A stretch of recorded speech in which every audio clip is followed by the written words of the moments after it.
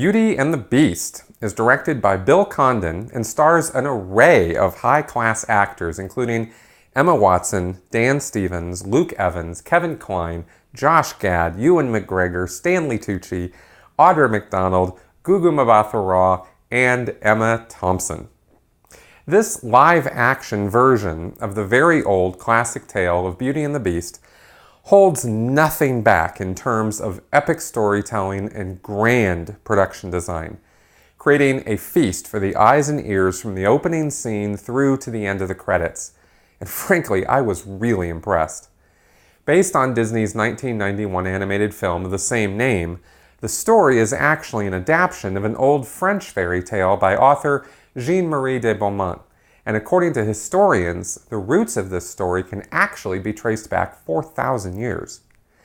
Given the grim background of most fairy tales and how Disney had to sanitize them for mass consumption, I was surprised in researching this to find that Beauty and the Beast has stayed relatively intact over the centuries in terms of the framework of the story itself, its multi-layered plot, and its moral center.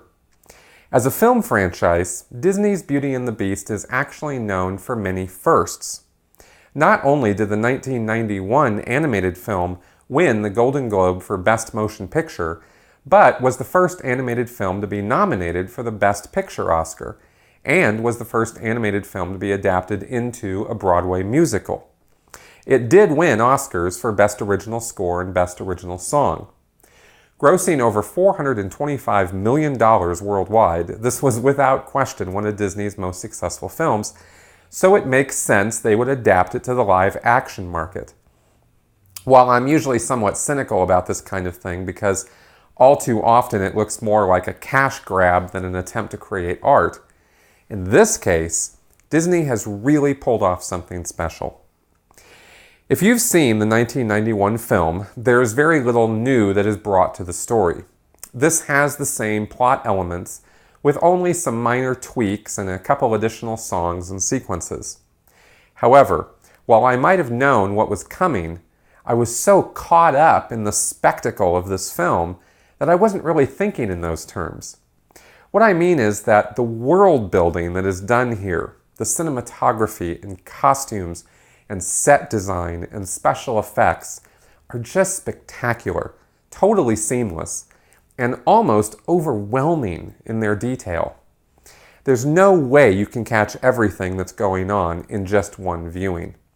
It's hard to get across until you see it what an amazing visual production this is. But even better is that the audio aspects match the visual, with songs that are rich and bold, choreography and dance sequences that are far more impressive than you may realize in just seeing them once, and clever use of all kinds of sound effects that keep your attention riveted to the screen.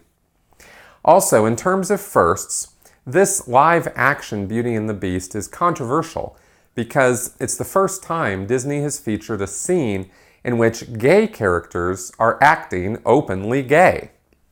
All I can say about this controversy is that it's ridiculous to be upset about and is much ado over nothing.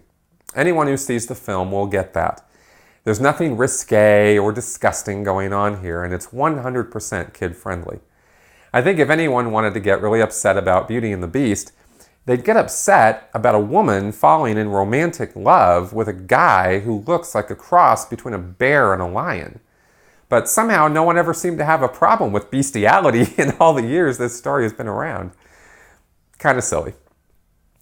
The acting was surprisingly good on everyone's part. I can only imagine this must have been an exhausting production for everyone concerned, but they all brought their A game. Really, the performances are quite good, and Luke Evans in particular is just perfect as the narcissistic Gaston. Emma Watson really sinks her teeth into the role of Belle, the nerdy young village girl who no one can quite relate to, but who's smart enough to know she doesn't have to care. I don't know how much tweaking they had to do of her voice, but she comes off in this as a great singer. Also, I enjoy watching Kevin Kline act in just about anything because he's so good at bringing individuality and details to his characters which subtly make them totally his own, and he doesn't disappoint as Maurice, Belle's father. In terms of negatives, there aren't many. There are a few distractions, moments where my suspension of disbelief wavered with some of the CGI and that sort of thing, but nothing really even worth commenting on. Basically, you know going into this movie what you're going to get, and it doesn't disappoint in the slightest. For that reason, I'm giving Beauty and the Beast a rating of sheer awesomeness. It's well worth seeing, very entertaining, and ultimately a satisfying movie experience that I think will leave you feeling all warm and fuzzy inside, no matter your age or background. Go ahead and let me know what you think in the comments to this video. I'd love to hear your feedback on this one. If you haven't yet done so, go ahead and subscribe to my channel, and please do like and share this video around the interwebs. I'd like to build my movie review channel, and you guys can help me do that. Thanks for coming around, and I'll see you next time.